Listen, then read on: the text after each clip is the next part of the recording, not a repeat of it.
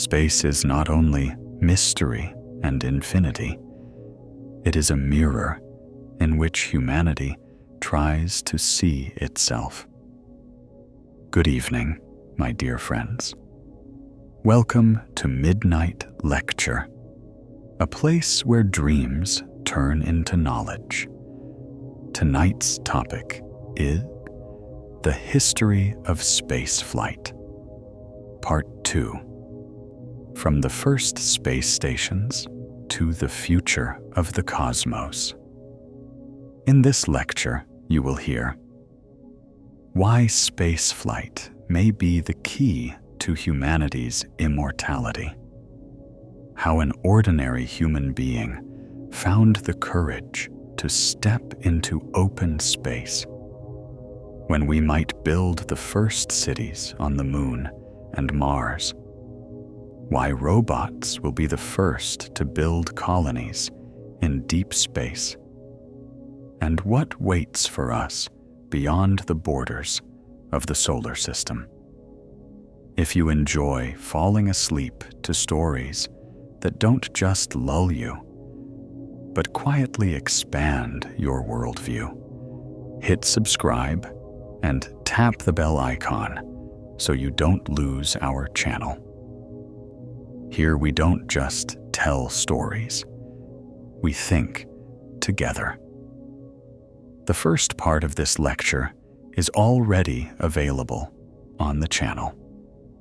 If you haven't listened to it yet, I truly recommend doing so. The link is in the description. And now, my dear friends, put aside the worries and noise of the day. Relax. Find a comfortable position. Gently close your eyes. Let yourself slowly drift into a state of calm and stillness, where my voice becomes your guide into the endless, quiet cosmos. In the first part of our lecture, we asked the most important question: why does humanity reach for space at all? Earth is our only home, but it is not eternal.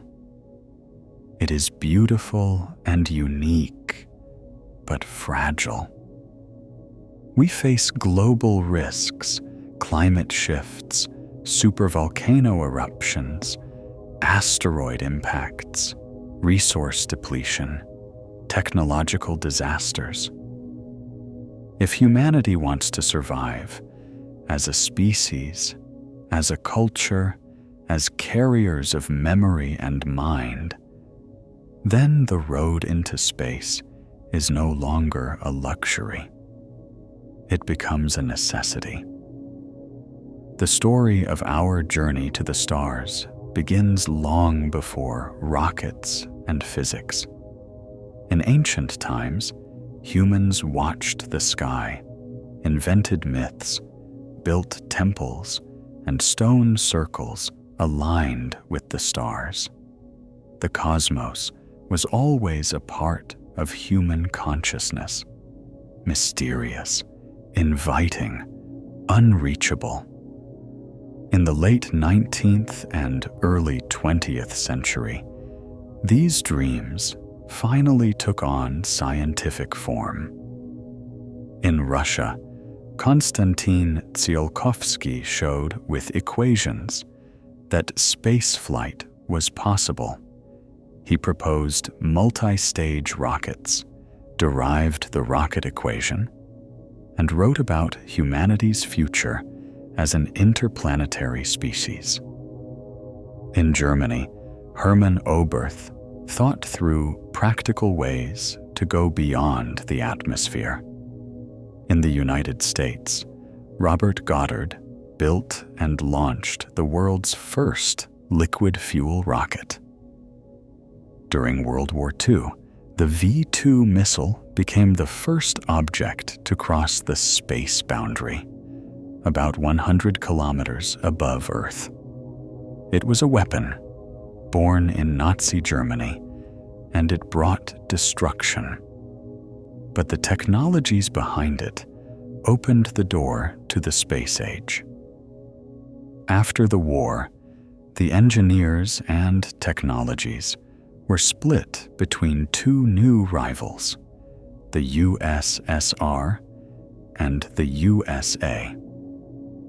Wernher von Braun in America and Sergei Korolev in the Soviet Union became the symbols of two parallel paths, two vectors pointing in the same direction, upward to the stars. On October 4th, 1957, from the Baikonur Cosmodrome, a rocket R-7 rose into the sky. On top of it, the first artificial satellite in human history, Sputnik 1. It was not just a metal sphere with antennas. It was the first voice of humanity in space. Simple radio beeps from orbit shook the world. Soon came Sputnik 2, carrying a living being, the dog Laika. A few months later, in 1958, the United States launched Explorer 1, which discovered Earth's radiation belts, a key scientific discovery. With these launches, the space age began. Space stopped being only a dream. It became a field for research, development, and also a stage for political rivalry. Step by step, the USSR and the USA climbed toward orbit, competing not only in technology, but also in their visions of the future. The idea of human spaceflight quickly stopped being abstract. Rockets were built, sealed cabins designed, life support systems tested. Scientists studied the effects of G-forces and weightlessness and built training centers. In less than 10 years, humanity went from a beeping metal sphere to a living creature in orbit, to a person circling the Earth. But to explore space, it was not enough just to reach it. A new question appeared. How can we stay there? How can a human live and work in orbit, not for hours, but for days, weeks, months? So the idea of orbital stations was born, the first permanent outposts of humanity in space. These were not just laboratories. They were little frontier posts of civilization, small islands of human life in the vacuum. Here, we tested technologies for long-term weightlessness, studied the human body, grew plants, and checked the very possibility of life beyond Earth. From this point, our story continues. From the moment when the human being stopped being just a visitor in orbit. Salyut, Skylab, Mir, the ISS. These are not just names. They are milestones. In 1971, the Soviet Union launched Salyut 1, the world's first crewed space station. It was a cylinder about 15 meters long and 4 meters wide, divided into several compartments. For the first time, a crew could move, sleep, eat, and work in an inhabited module, not just a tiny capsule. The first expedition to Salyut 1 ended tragically. Cosmonauts Georgy Dobrovolsky, Viktor Patsayev, and Vladislav Volkov died during re-entry due to cabin depressurization. But Salyut proved one crucial thing: long-term human presence in orbit is possible. Over time, several Salyut stations flew.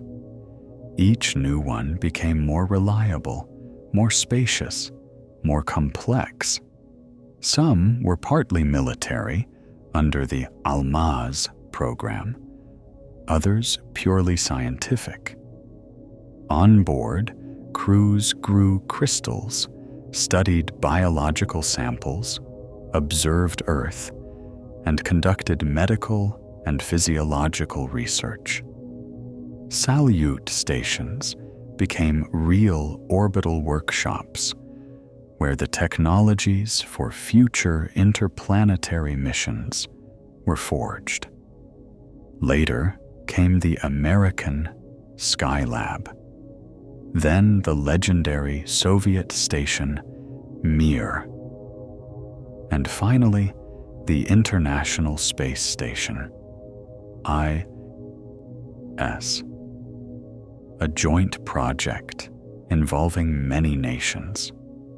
A real city, the size of a football field, circling Earth every 90 minutes. Orbital stations are like miniature worlds. Everything needed for life must fit inside their thin walls. Every drop of water, every breath of air, every bolt, every cable matters. They are models, small-scale versions of how humans might one day live on the Moon, on Mars, or in deep space. But space is too vast for humans alone.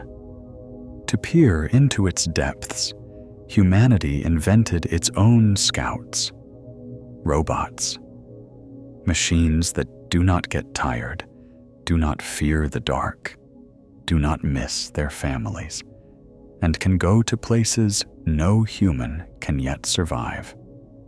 Automatic missions became the eyes, hands, and feet of our civilization beyond Earth. A crewed flight is enormously expensive. A spacecraft, escape systems, life support, air, water, food, radiation shielding. Every gram is counted. Every mistake can cost lives. A robot needs no air.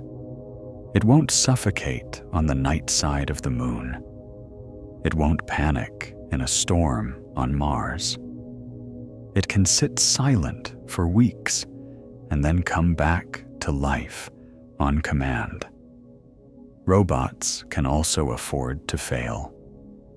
If a probe crashes, it's a loss, but not a funeral. If a signal is lost, it's not a global tragedy. And they are cheaper, sometimes tens of times cheaper.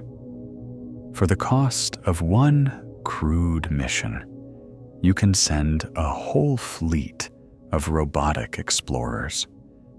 Robots can go where humans won't set foot for many decades, to Venus's furnace-like surface, the icy crust of Europa, the storms of Jupiter, the edge of the solar system.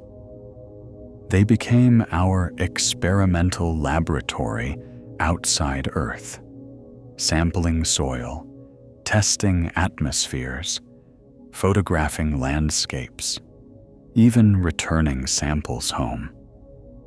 And the longer they work, the more they stop being just machines and slowly become characters in our human story. The farthest journeys are not always measured in kilometers, but in distance of our vision. We look deep into the universe, catching light that started its journey millions or even billions of years ago. And our main tools here are space telescopes. The Hubble Space Telescope is one of the most famous machines in the history of science. Launched in 1990, it became a true window into the depths of space. With its 2.4-meter mirror above Earth's atmosphere, Hubble is free of atmospheric blurring and can see the cosmos with incredible clarity.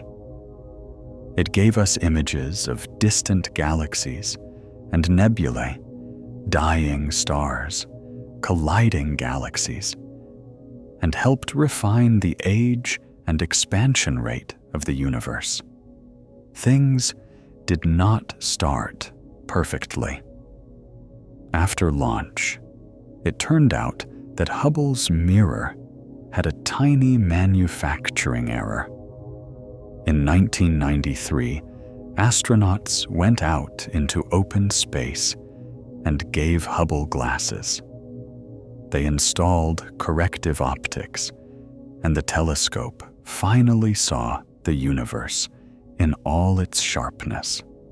In 2021, another giant joined Hubble, the James Webb Space Telescope. Its main mirror is 6.5 meters wide, made of 18 golden segments, and it works in the infrared, allowing it to see through cosmic dust and watch the birth of stars and planets. Webb can detect light from the first galaxies, formed just a few 100 million years after the Big Bang. It operates at extremely low temperatures behind a massive sun shield the size of a tennis court. These telescopes do more than take beautiful pictures. They provide data for equations, models, and theories. They change how we understand the universe. Meanwhile, our robotic explorers walk and roll across other worlds. Mars is our closest great target. Humans are still preparing, but robots have been working there for a long time. The rover Curiosity landed in 2012 and is still exploring. It weighs almost a ton and is the size of a small SUV. It studies Gale Crater, a place where water might once have flowed. On board, it has a chemistry lab, weather station, drill, and laser spectrometer. Curiosity sends daily reports, takes selfies, and analyzes rocks.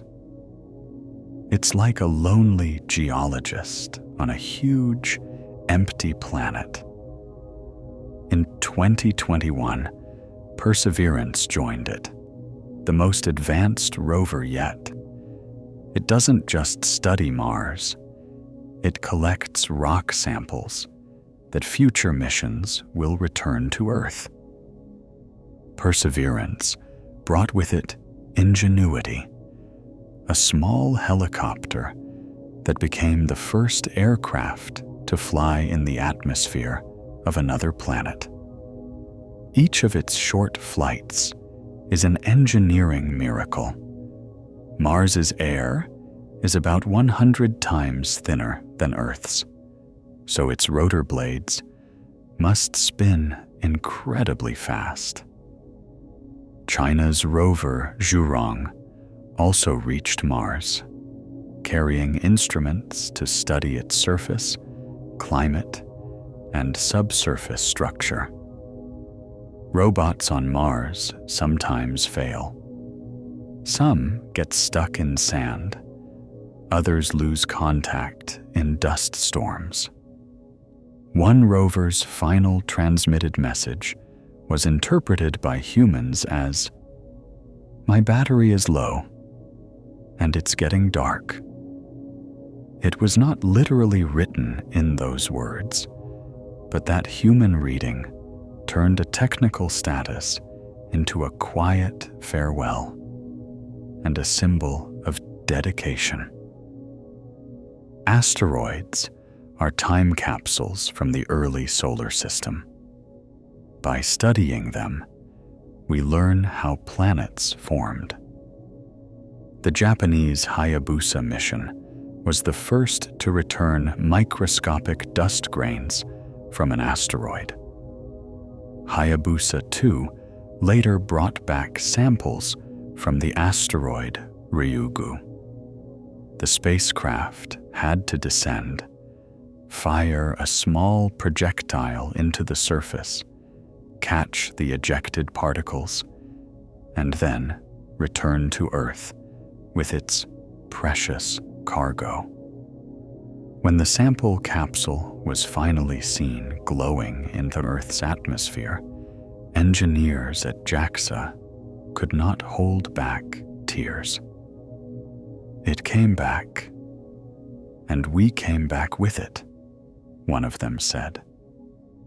The American mission OSIRIS-REx collected samples from asteroid Bennu in a similar way. A brief touch, a puff of dust, and then a long journey home. Every gram of these rocks is like an encyclopedia of our origins. What the solar system was made of, whether organic molecules existed in the building blocks of planets, and how often such materials fall on Earth. Some missions don't just explore, they leave home forever. Pioneer 10 and Pioneer 11 were the first to visit Jupiter and Saturn. On board, they carried a plaque with a drawing of a man and woman, and a map showing the position of our sun in the galaxy. Later, Voyager 1 and Voyager 2 went even farther. They toured the giant planets and then kept going. And today, they are beyond the heliosphere, outside the main influence of our sun's wind. They carry the famous golden records, music by Bach and others, greetings in dozens of languages, sounds of Earth, drawings of our anatomy, and a map of our place in the galaxy. This is less a message to aliens and more a message to ourselves. We were here. We tried to understand. Voyager 1 is now more than 24 billion kilometers away. Its radio signal takes almost 24 hours to reach us. At its current speed, it will pass near another star in about 40,000 years. Automatic missions do not replace humans, but they go first. They take the risks, make the mistakes, clear the path. They carry a piece of our curiosity into the dark, and with every image, every signal, every grain of alien dust, they bring the day closer when a human will stand where they once rolled on wheels. Space is no longer the arena of just two superpowers. If the 20th century was an era of US USSR rivalry, then the 21st century is an era of many players, cooperating and competing at the same time. Governments, private companies, international alliances all share the same sky, but each with different ambitions, priorities, and styles. NASA, the U.S. Space Agency, remains one of the most advanced organizations. After Apollo and the Space Shuttle, it shifted toward robotic missions, telescopes, partnerships with private companies, and preparations to return to the moon. The Artemis program is NASA's flagship project. Its goal?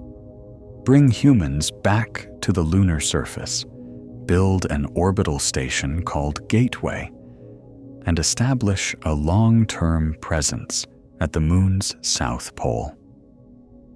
The Space Launch System rocket and the Orion spacecraft are central to this. Artemis. One has already flown around the moon without crew. Artemis II will carry astronauts on a lunar flyby. Artemis III aims to land them, including the first woman, on the lunar surface. But NASA is no longer alone. Private companies are now key players. SpaceX, founded by Elon Musk, revolutionized space logistics. Its reusable Falcon 9 rocket has become a workhorse of orbital launches. Its boosters land vertically, like something from a science fiction movie. SpaceX delivers cargo and astronauts to the ISS, deploys satellites, and builds the Starlink global internet constellation.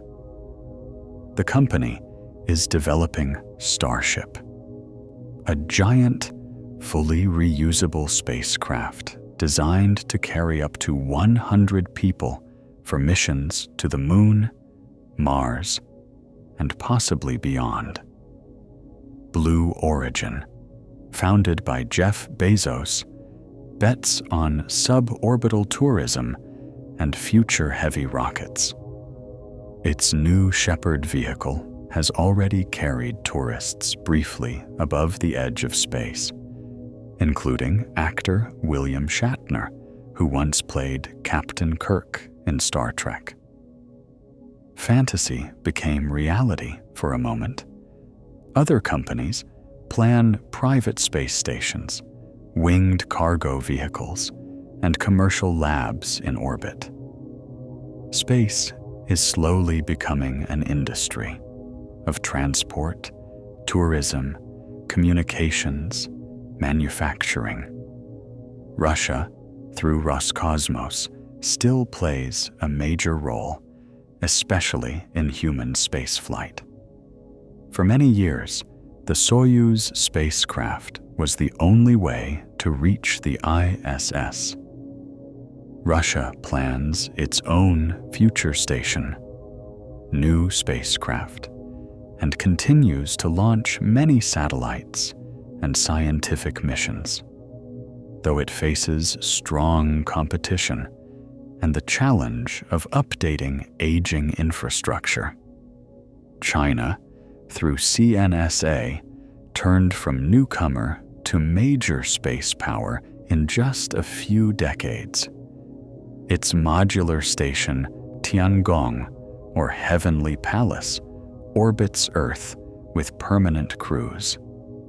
China has landed on the moon, including the far side, brought back lunar samples, and successfully placed the Zhurong rover on Mars. Next steps include more lunar missions, bases at the lunar South Pole, and eventually crewed flights farther out. India's space agency, ISRO, operates with a modest budget, but achieves remarkable results. Its Mars Orbiter mission reached Mars for less than the cost of a big Hollywood movie. In 2023, Chandrayaan-3 became the first Indian mission to soft land near the Moon's south pole. Japan's JAXA specializes in high-precision missions, like the Hayabusa sample returns, cargo ships to the ISS, and experiments with solar sails. And all of this is only the beginning. New countries and companies join each year. Space is no longer a single, narrow road. It is becoming a multi-lane highway where each participant chooses their own speed, trajectory, and risk.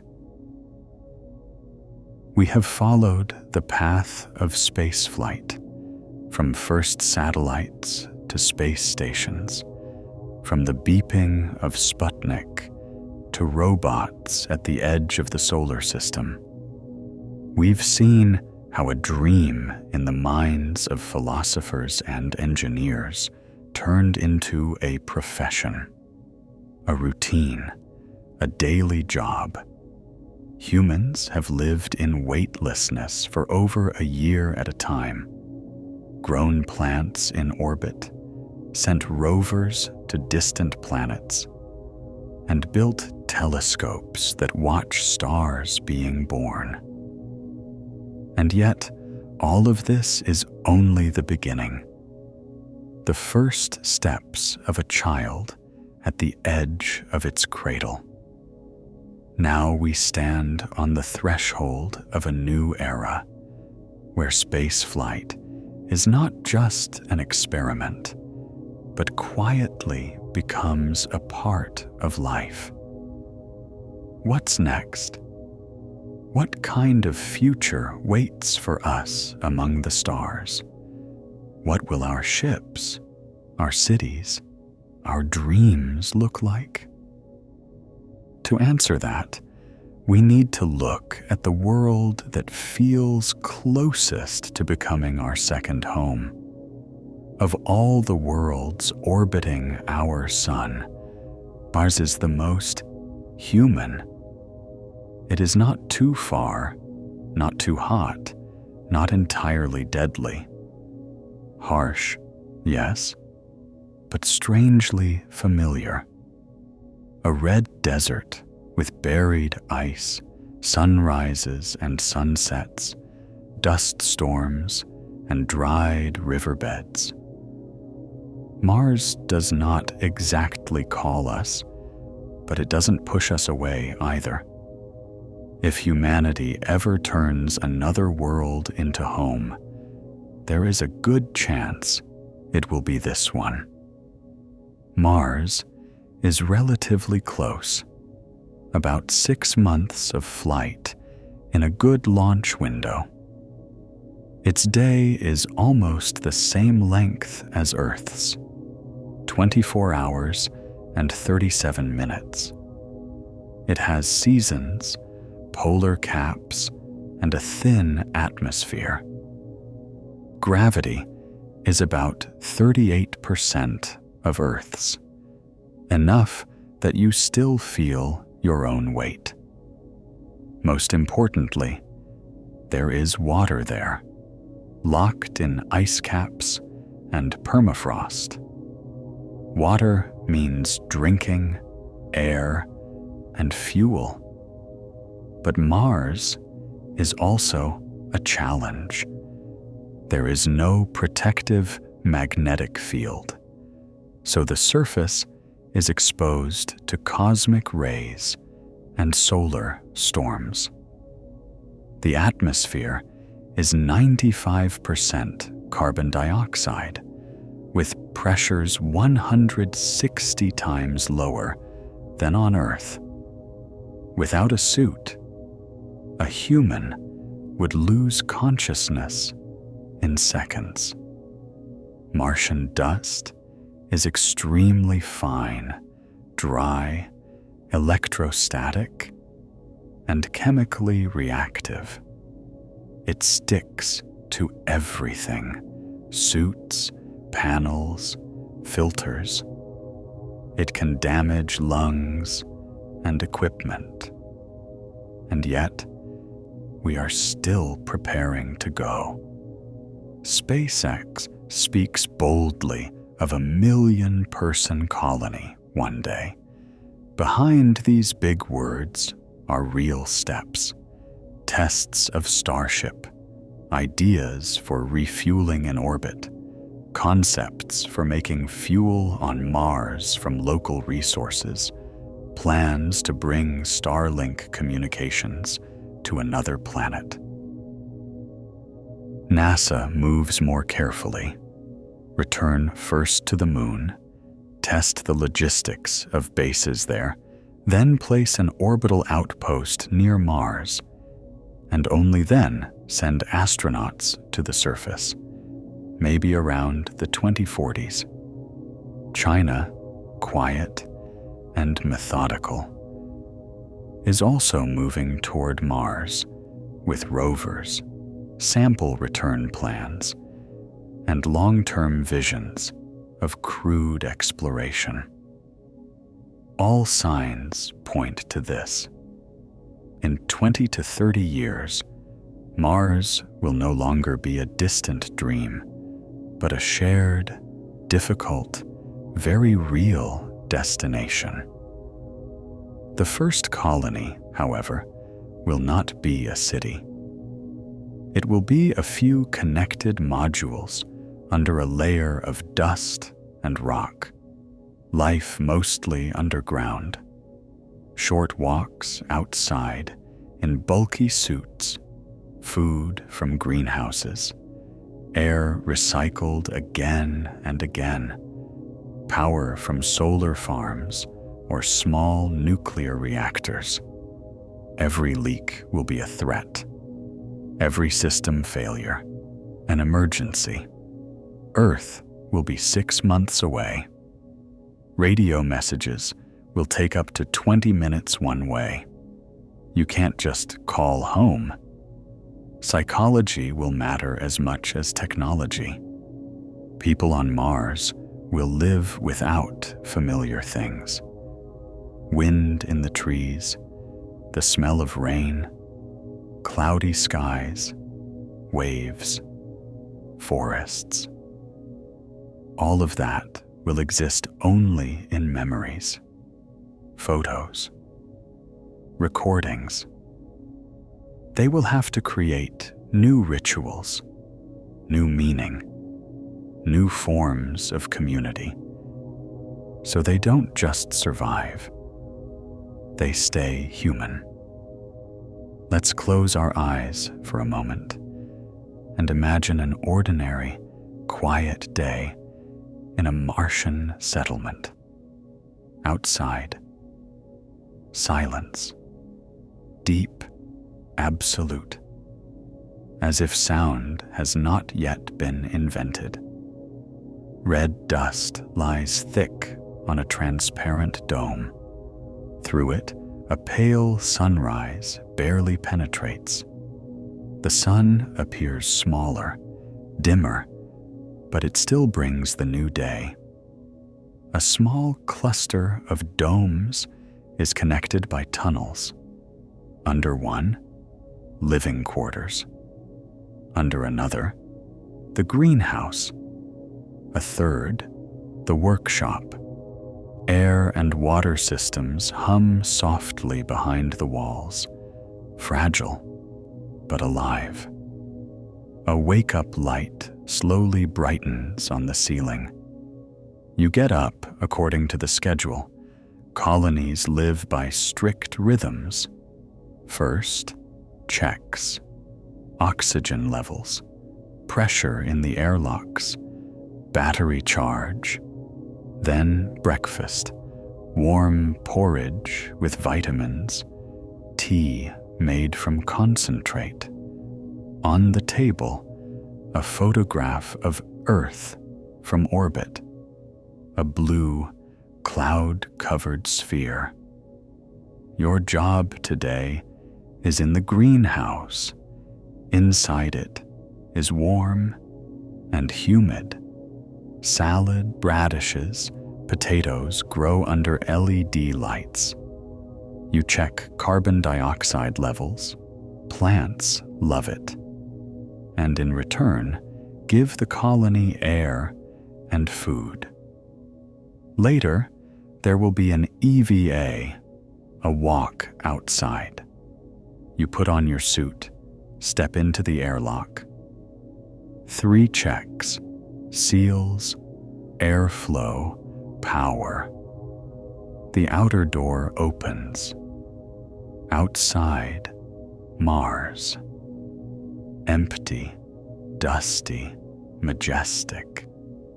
Your footsteps thud softly against the ground. Above the horizon floats Phobos, a tiny moon that rises and sets several times a day. You inspect the solar panels. They are working, but you still brush off some dust. Here, everything is done with a margin of safety. Back in the lab, you analyze soil samples.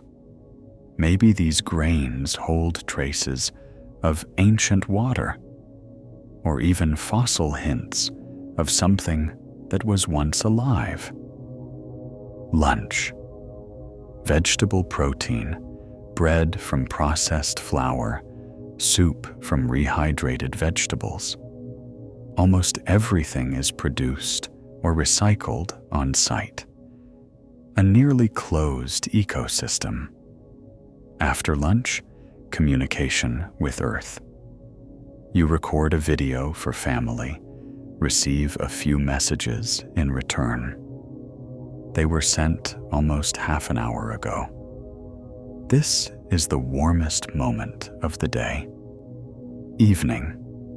You read an e-book, listen to a recording of rain on a roof, or watch a landscape of Earth, forests, rivers, storms, knowing that, for now, they live only on the screen. Before sleep, one more systems check. The lights in the dome dim. Filters whisper behind the wall. Outside, Mars is calm. Night is longer than on Earth, and in it, there are no sounds, only your breathing and the steady heartbeat of the habitat. You close your eyes and think, we are here. We stayed. And tomorrow, everything begins again. First, as always, and then, very slowly, as never before. After robots on Mars and solar farms on the moon, the next question comes naturally. What lies beyond? Where does our real horizon end? And where does the next one begin? Since the early 1990s, astronomers have discovered thousands of exoplanets, planets orbiting other stars. The count now is in the thousands and keeps growing. Space telescopes like Kepler and TESS detect tiny dips in starlight when a planet passes in front of its star, or measure the slight wobble of the star under the pull of orbiting worlds. The most interesting planets are in the habitable zone, where temperatures might allow liquid water. We have candidates around stars like Proxima Centauri in the TRAPPIST-1 system, and others. But a good orbit is not enough. We need to know what their atmospheres are made of. For that, astronomers use spectroscopy, analyzing light that has passed through a planet's atmosphere. The James Webb Space Telescope has begun such observations. Scientists look for oxygen, methane, water vapor, especially if they appear together in combinations that are hard to explain without biology. And here, a new idea appears. Not just watch other worlds, but go there. In 2016, the concept Breakthrough Starshot was announced. The idea is to send a fleet of tiny probes, each just a few grams, to the Alpha Centauri system. Each probe would have a light sail. Powerful ground-based lasers would accelerate them to about 20% of the speed of light. At that pace, they could reach the nearest star system in around 20 years. Their mission: take images of planets there, measure their properties, and send the data back to Earth. It sounds simple. In reality, it's a challenge worthy of a century. Lasers of tens of gigawatts, sails that must survive acceleration, probes that must endure impacts with dust at relativistic speeds, ultra-sensitive receivers on Earth to catch a whisper of signal from 4 light years away. For now, it's a concept, but it is not forbidden by physics. Test experiments might begin in the coming decades. To send humans that far, however, we would need completely new types of engines.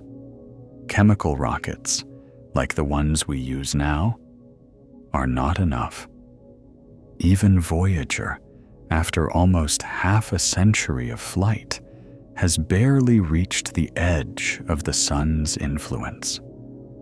To the nearest star at that speed would be tens of thousands of years. Engineers consider ion drives, nuclear thermal engines, and even nuclear pulse concepts. Antimatter is still science fiction, far too hard to produce and store. Laser sails and solar sails are promising for lightweight probes. There are ideas on the edge of theory: warp drives, wormholes, curved space-time. But for now, they are mostly in equations, not in blueprints. Most astrophysicists say honestly, humans will not fly to other stars in the next 100 years. But tiny probes might. Within the next 30 to 50 years, we will likely be able to study exoplanet atmospheres in detail, look for biosignatures, and perhaps one day see an air composition that we cannot explain without life, or even detect a signal that clearly did not come from nature. When that happens, our sense of what is possible will shift again. For now, we cannot reach the stars with our hands, but we can reach them with our minds and our instruments. And that, too, is movement, a first step on a very long road. We have traveled a long way in this lecture, from early satellites to space stations, from silent robots among the asteroids to the dream of cities on Mars. We imagined dust under the boots of a Martian colonist, heard the faint signal from a probe at the edge of the solar system, and followed the light of distant exoplanets. We asked, what if we are not alone? And realized, even the act of asking this question already changes us. Spaceflight has stopped being just a technical field. Today, it is a philosophy, a direction of civilization, a way of understanding ourselves. We no longer look at the sky and ask, can we get there? We look with the quiet feeling that we have already begun, slowly, carefully, but irreversibly. Humanity is a species waking up in the early twilight of the cosmos. We have only stepped out onto the porch. Ahead lies darkness, emptiness, the light of distant suns. We do not know how many steps we must take, but we know they have already begun.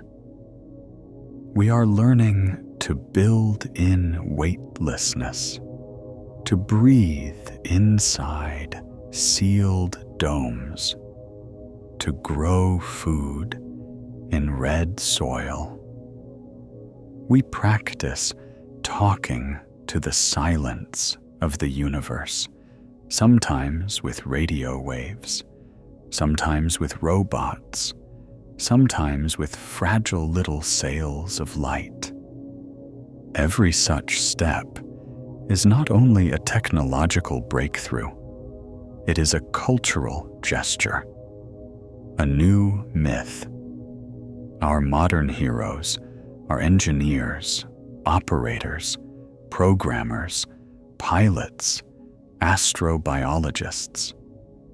Their battlefield is the quiet of orbit and the milliseconds of a passing signal.